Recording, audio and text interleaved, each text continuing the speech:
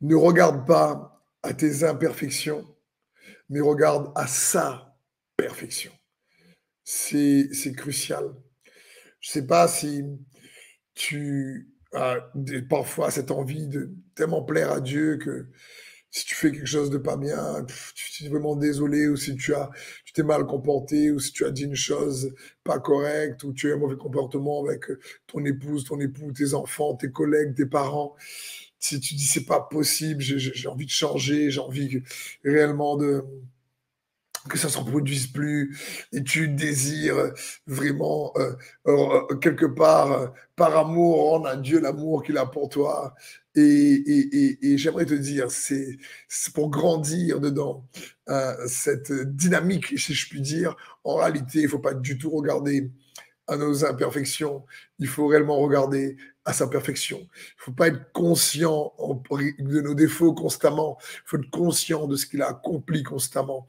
Il y a un puissant passage dans les Écritures qui nous révèle cela, et j'aimerais te le partager. C'est dans 2 Pierre 1,5. La Bible dit, pour cette raison même, faites tous vos efforts pour ajouter à votre foi la force de caractère, et à la force de caractère, la connaissance.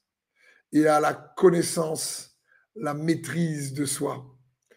Et à la maîtrise de soi, l'endurance dans l'épreuve. Et à l'endurance dans l'épreuve, l'attachement à Dieu. Et à cet attachement, l'affection fraternelle. Et à l'affection fraternelle, l'amour. Tout un programme, quoi. Chaque jour en plus. Car si vous possédez ces qualités, et si elles grandissent sans cesse en vous, elles vous rendront actifs et vous permettront de connaître toujours mieux, waouh, notre Seigneur Jésus-Christ. Car celui à qui elles font défaut est comme un aveugle. Il ne voit pas clair. Il a oublié qu'il a été purifié de ses péchés d'autrefois. C'est pourquoi, frères, puisque Dieu vous a appelé et choisi, redoublez d'efforts pour éprouver dans toute leur force et leurs effets cet appel et ce choix. Car si vous agissez ainsi, vous ne tomberez jamais. Waouh! Ainsi, vous seront grandes ouvertes les portes du royaume éternel de notre Seigneur et Sauveur Jésus-Christ. Quel passage ici, 2 Pierre 1, 5, donc à 11, c'est juste phénoménal. Et on voit ici que la parole de Dieu nous encourage à faire des efforts pour chaque jour joindre à notre foi, la force de caractère, la maîtrise de soi, la patience dans l'épreuve, l'attachement à Dieu, c'est-à-dire la piété, et à la piété, l'affection fraternelle, l'amour. Et il dit, mais si vous possédez ces qualités, vous serez actifs, productifs, fructueux. Si vous possédez ces qualités, alors vous connaîtrez de mieux en mieux le Seigneur Jésus. Et puis, là, l'apôtre Pierre donne une clé. Parce que quand on pense à ces qualités, et on se dit, mais comment avoir ces qualités chaque jour? On pense, nous, il faut se discipliner. On pense qu'il faut faire plus d'efforts, parce que c'est qui fait tous vos efforts. Mais on voit qu'en réalité, l'effort n'est pas mis sur notre discipline en réalité charnelle. L'effort est mis sur, il faut toujours voir ce que Jésus a fait et ne pas être oublieux de ce qu'il a fait. Parce qu'à un moment donné, l'apôtre Pierre va dire, celui qui n'a pas ces qualités, en réalité, si elles lui font défaut, il ne voit pas clair, il est comme un aveugle. Le mot, c'est il est comme myope, il ne voit pas loin. Parce qu'il a quoi? Il a oublié qu'il a été purifié de ses péchés d'autrefois.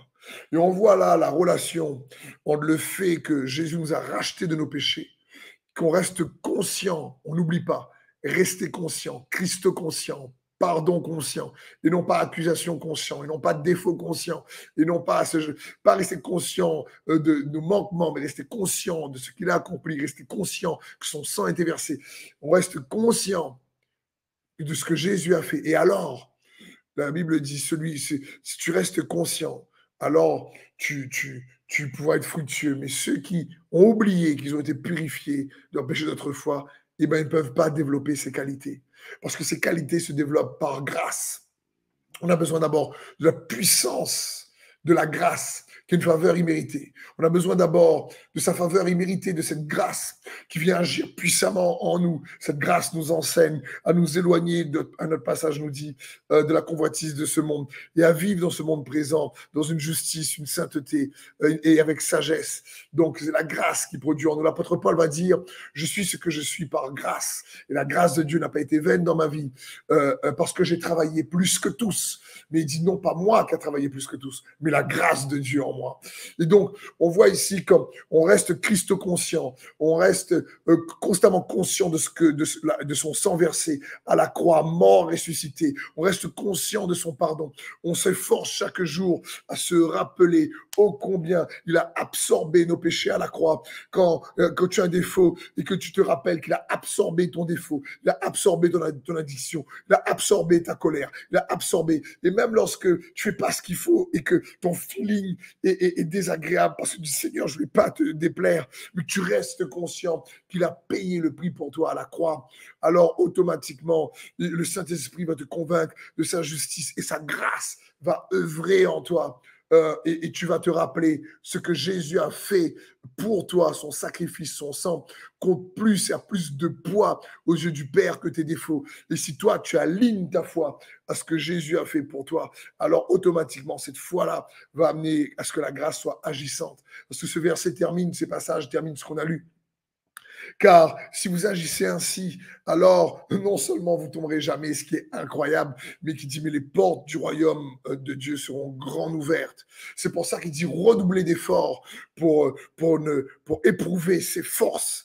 Quand la Bible dit ici les forces de cet appel et de ce choix, redoubler d'efforts pour éprouver la force de la puissance de la croix, la force de la puissance de son pardon, la force de la puissance de la rédemption en Jésus-Christ. Et c'est ça qui œuvre puissamment en nous et qui nous aide réellement à avoir une vie qui met toutes ces qualités en place afin d'être fructueux pour Jésus. Et donc, ne regarde pas à ton imperfection, regarde à sa perfection. Reste pas conscient constamment de tes imperfections, reste conscient constamment de sa perfection. Et alors, automatiquement, par la foi en sa perfection, en son œuvre parfaite à la croix, il a tout accompli. Par la foi en lui, ce qu'il a accompli, tu permets au Saint-Esprit, tu donnes au Saint-Esprit la matière dont il a besoin pour œuvrer à l'intérieur de toi et te transformer de l'intérieur vers l'extérieur pour que Christ soit formé en nous, pour que tu puisses recevoir l'héritage des sanctifiés, marcher dans la victoire, hériter des victoires et des bénédictions que Dieu a pour toi dans le nom de Jésus. Et je prie que le Saint-Esprit agisse puissamment dans ta vie, mon frère, ma sœur. Je prie, mon ami, pour que l'esprit de révélation, de sagesse te rende encore plus conscient de Christ Jésus, de sa perfection et du prix qu'il a payé à la croix par amour pour toi et pour moi. Amen.